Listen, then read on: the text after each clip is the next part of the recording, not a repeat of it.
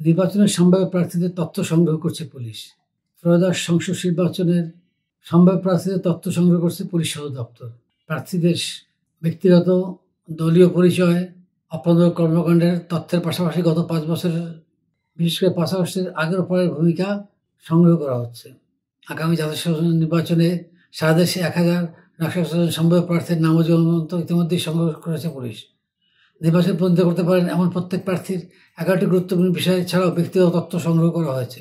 এসব প্রতিবেদনে প্রার্থী আরও কয়েকটি বিষয় নথি সংযুক্ত করে নির্বাচনী কাজে নিয়োজিত সংশ্লিষ্ট দপ্তরে পাঠানো হবে। পুলিশ জানিয়েছে, গত ৪ জুলাই থেকে মাঠ পর্যায়ে কাজ শুরু করে পুলিশের বিশেষ শাখা এসবি।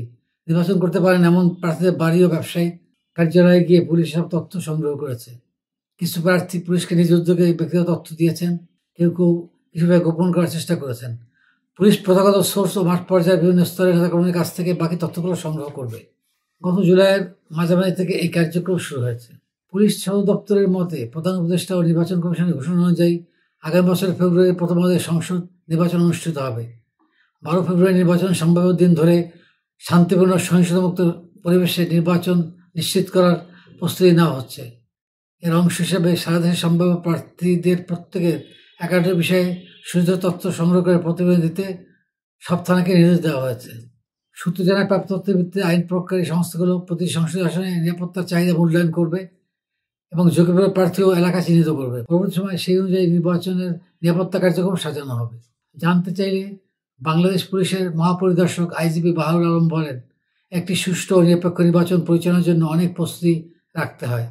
নির্বাচনের আগে এই কার্যক্রমগুলো সেই প্রস্তুতির অংশ।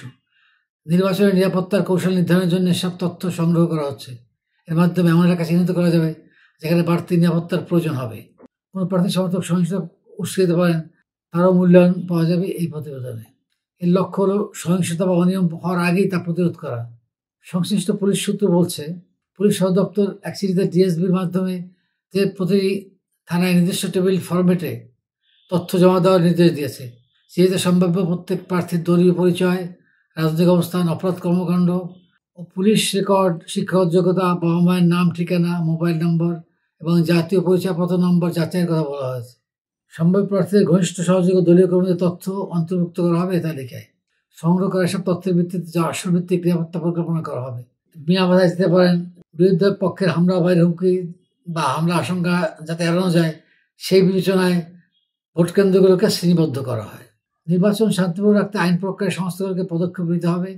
তবে বিভিন্ন সংস্থার সমন্বয় ছাড়া তথ্য সংগ্রহ অপব্যবহার হাতিয়ার হতে পারে। প্রার্থীদের তথ্য শুধু নির্বাচন কমিশনের কাছে থাকা উচিত বলে সাবেক আইজিপি মনে করেন।